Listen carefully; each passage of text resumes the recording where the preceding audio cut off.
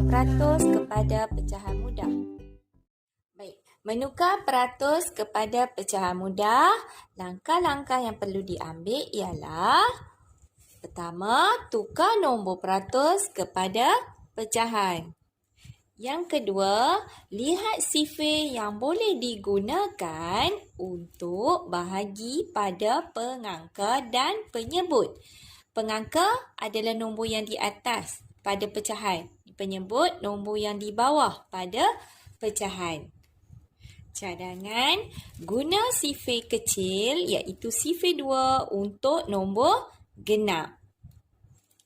Lihat jawapan pecahan yang masih boleh dibahagi lagi atau tidak. Jika boleh, ulang langkah 2 ni balik.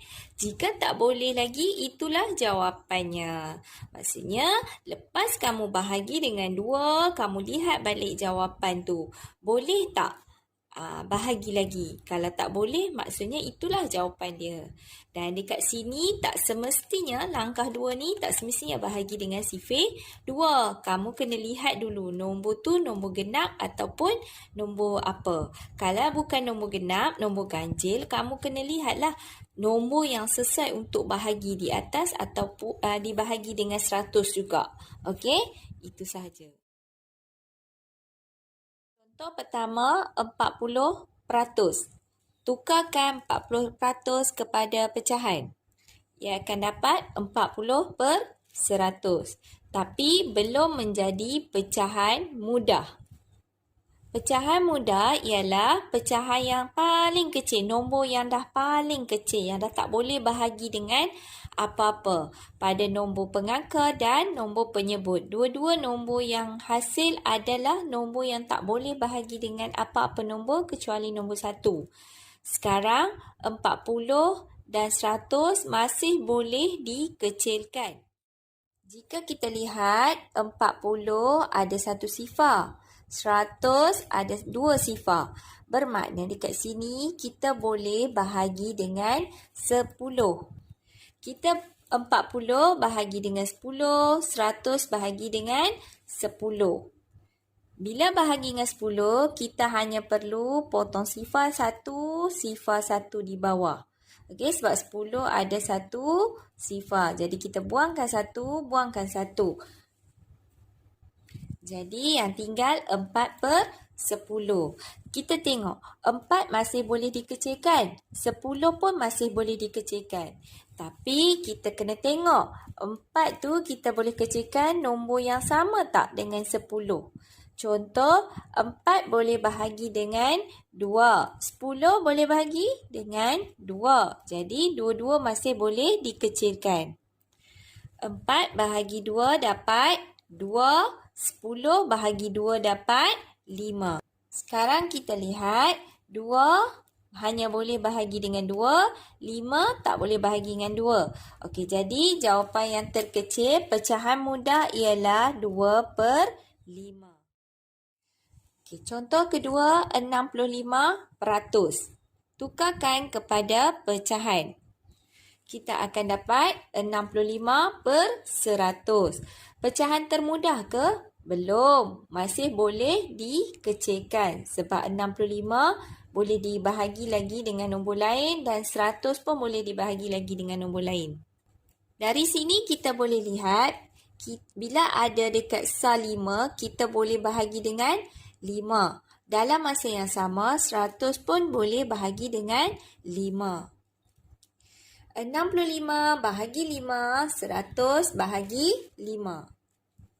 65 bahagi 5 dapat 13, 100 bahagi 5 dapat 20. Okey, 13 tak boleh bahagi dengan apa-apa nombor selain nombor dia sendiri.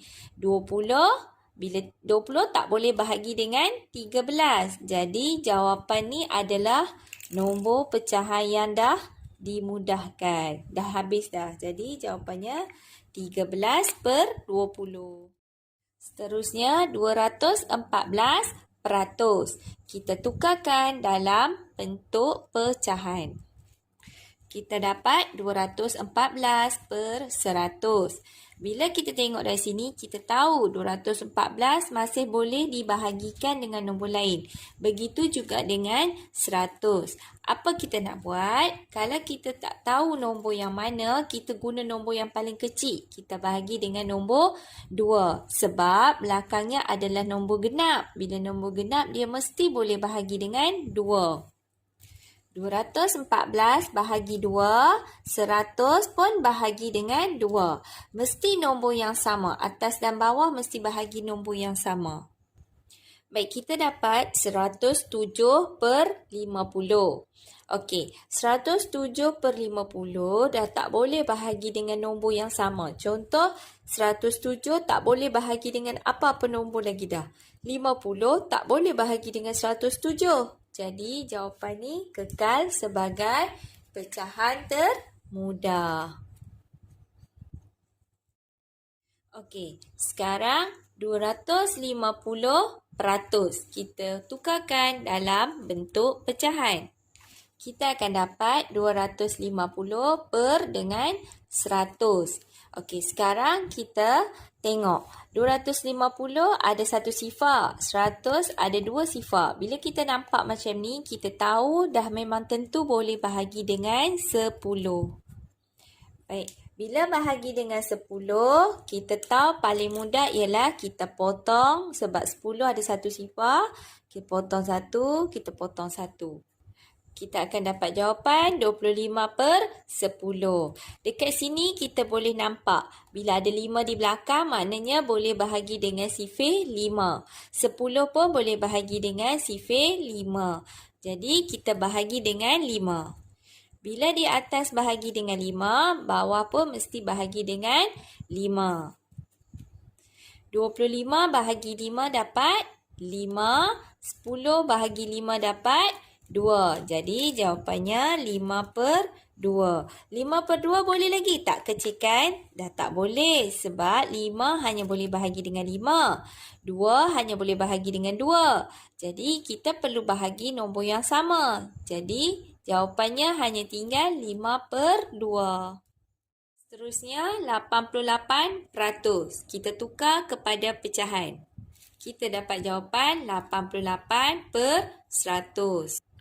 Di sini kita lihat nombor 88 adalah nombor genap dan 100 nombor genap. Jadi kita gunakan sifir yang paling kecil, sifir 2. 88 bahagi 2, yang bawah 100 pun tetap bahagi dengan 2. Okey, kita akan dapat jawapan 44 per 50. Kita tahu nombor ni masih boleh dibahagikan dengan nombor lain. Kenapa? Sebab 44 ni adalah nombor genap, 50 pun nombor genap. Jadi kita ambil pecahan nombor yang kecil. Kita ambil bahagi yang nombor kecil, iaitu nombor 2. 44 bahagi 2, 50 pun bahagi dengan 2. Baik, kita dapat jawapan 22 per 25. Okey, walaupun 22 ni adalah nombor genap, nombor 25 adalah nombor ganjil. Jadi, tak boleh bahagi dengan 2. Kalau kita tengok dari sini, 22 boleh bahagikan dengan nombor 2, nombor 11. Tapi 25 tak boleh bahagi dengan 2. Tak boleh bahagi dengan 11. 25 boleh bahagi dengan 5. Tapi 22 tak boleh bahagi dengan 5. Okey, 22 ni tak boleh bahagi dengan 5. 25 boleh. Jadi dia tak ada persamaan di situ, nombor yang boleh dibahagikan. Jadi bila tak ada persamaan, kekalkan dia. Dia adalah pecahan termudah bagi 88%. Baik, latihan kamu tukarkan peratus berikut kepada pecahan termudah. Cuba jawab soalan berikut. Baik, ini adalah jawapan bagi latihan tadi. Kamu boleh buat semakan untuk jawapan kamu.